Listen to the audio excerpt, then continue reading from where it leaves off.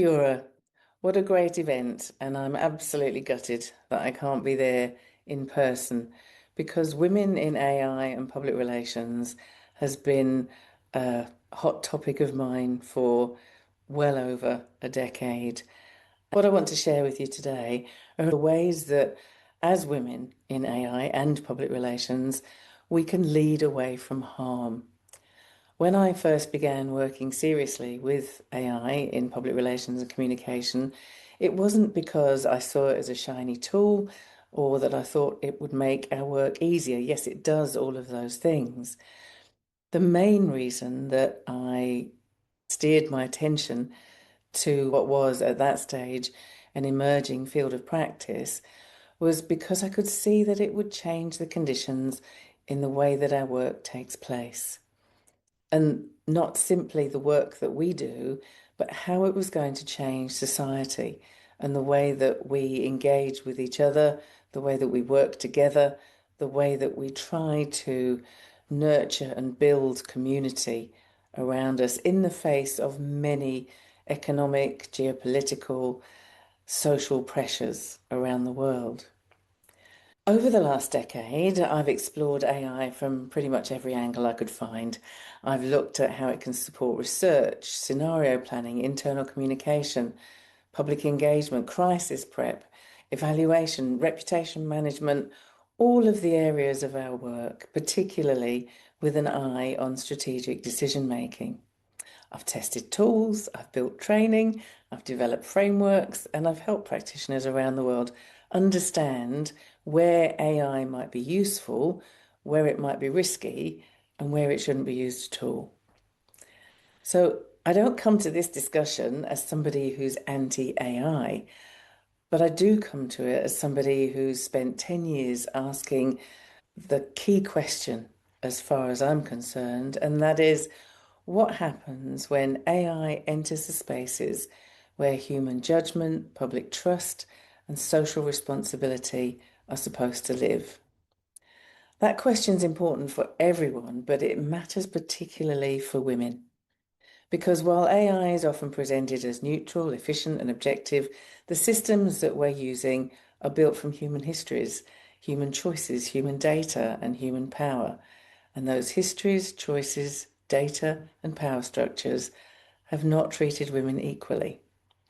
The language around AI often suggests that the future is simply arriving and the rest of us must adapt. But the future is not arriving untouched. It's being designed and financed and deployed and governed. And very often, the people holding the algorithm are still the ones controlling the game. And they are mostly men, mostly powerful men, and mostly operating from companies and systems where women remain underrepresented, especially in technical leadership, investment decisions, governance, and product safety. That imbalance is not incidental. It shapes what gets built, it shapes what gets ignored, it shapes whose harm is treated as urgent and whose harm is treated as a side effect. And we've seen the consequences.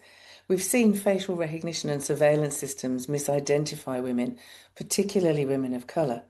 Years ago, the gender shades research exposed how commercial facial analysis systems performed far worse on darker-skinned women than on lighter-skinned men.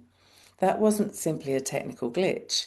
It was a warning. When systems are trained, tested, and deployed without sufficient representation, the people already most exposed to discrimination become the people most likely to be misread, misclassified, or mistreated by machines. We've seen recruitment tools downgrade women's experience because they were trained on historic data from workplaces that had already excluded women. We've seen generative AI produce stereotyped outputs, defaulting to men as leaders, experts, engineers, and decision makers, while women are framed as assistants, carers, communicators, or background figures.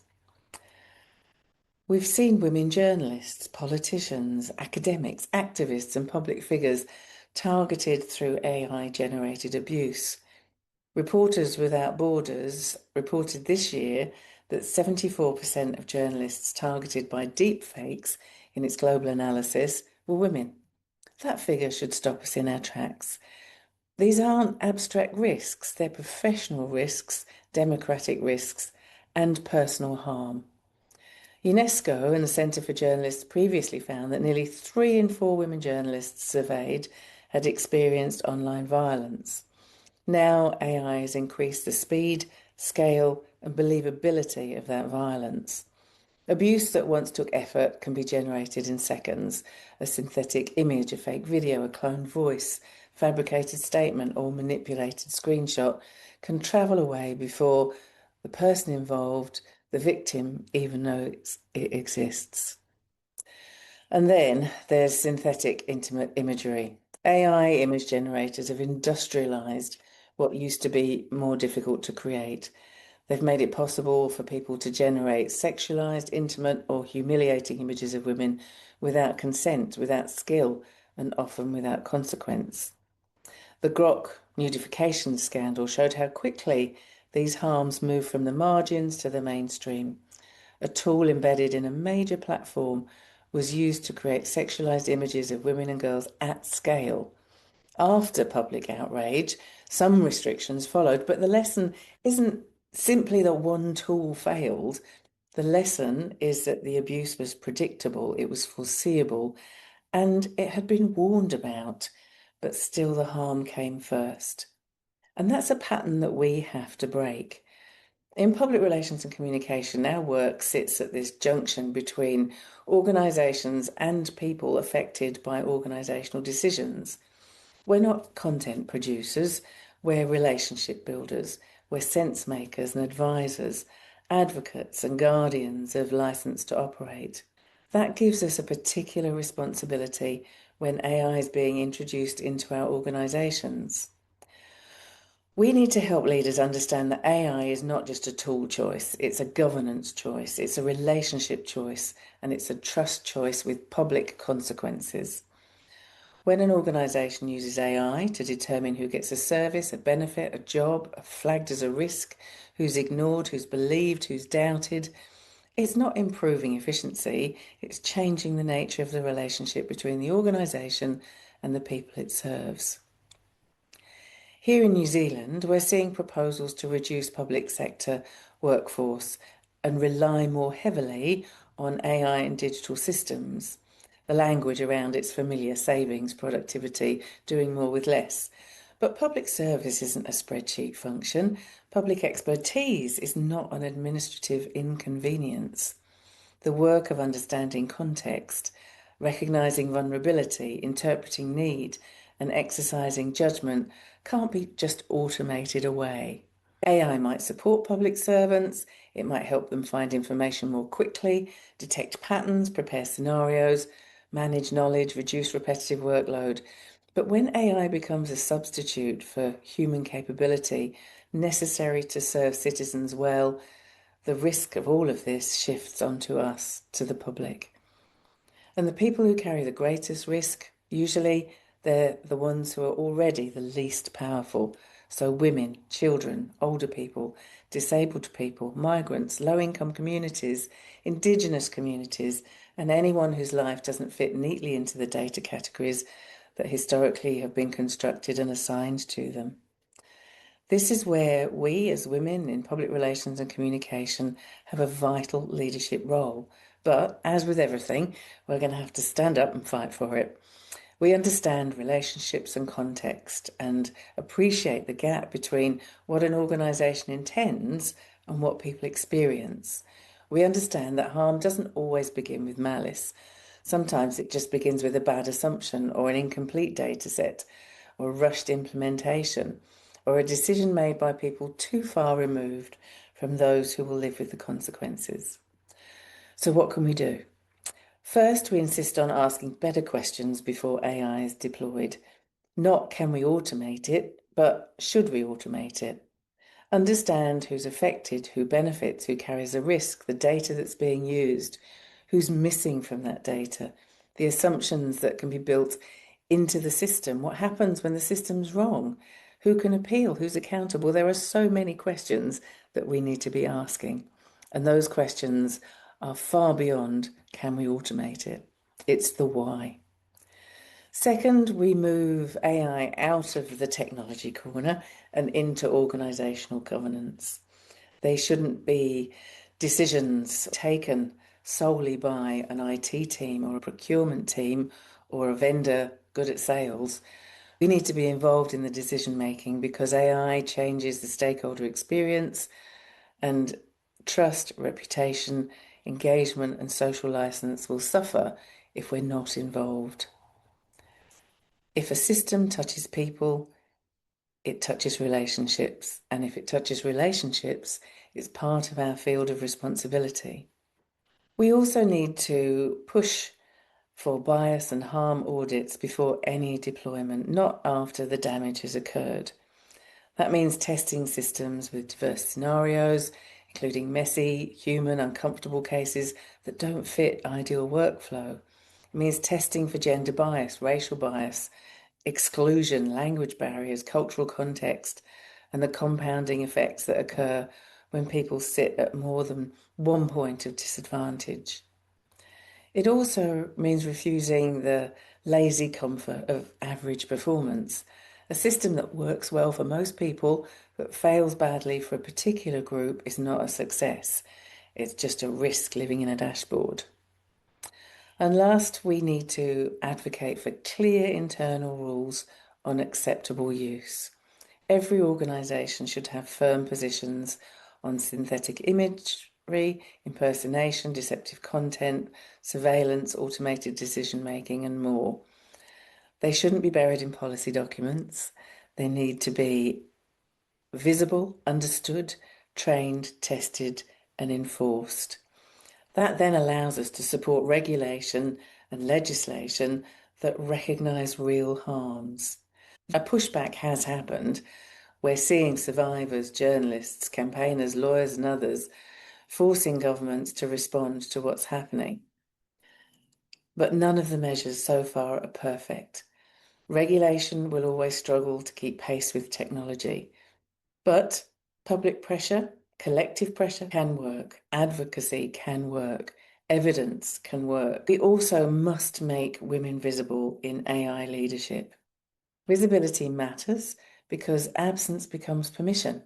If women are not visible in AI strategy, safety, governance, public communication, and organisational deployment, AI will continue to be framed through the priorities of those already holding the power, holding the functionality, holding the algorithm, and changing the game.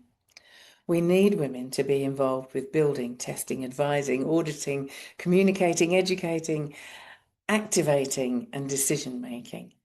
We need women to be asking difficult questions in our boardrooms. We need women to be shaping procurement criteria, leading stakeholder engagement long before AI systems are deployed. And we need to make space for the women most affected by AI harm, not simply the women most comfortable speaking about AI. This is central to the future of practice. And AI is going to and does shape what people see, what they believe, what they're offered, how they're judged and treated. It shapes organisational voice and public understanding and the stories that communities share and are told about themselves. It shapes who's trusted and who's dismissed. If we leave this to the people who hold the algorithms, we shouldn't be surprised when the game is played by their rules. We're not powerless, but we do have to stop and think about the way things are presented, just as an aside. Rather than send you this message with me just speaking to you, I thought, oh, I know, I'll turn it into a notebook video, see what comes out.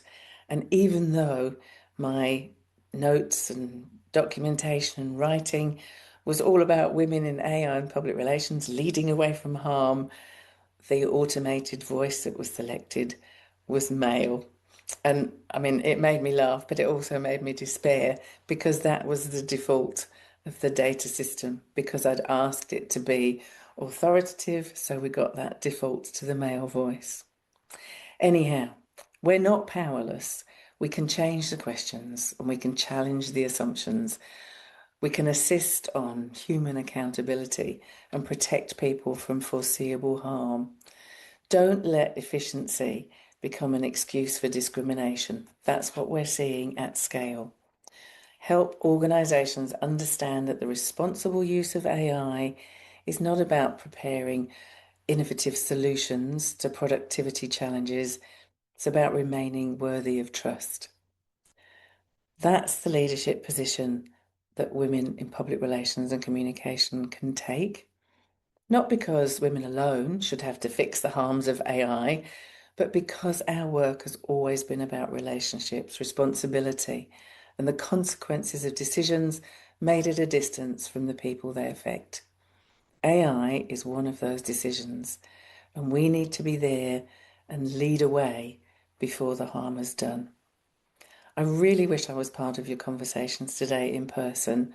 I hope that you have the opportunity to really explore what the technology means to us as women and to society beyond the application of shiny tools. And with that said, enjoy the day, best wishes, and thank you for giving me a moment to share some thoughts with you on this really, really vital topic.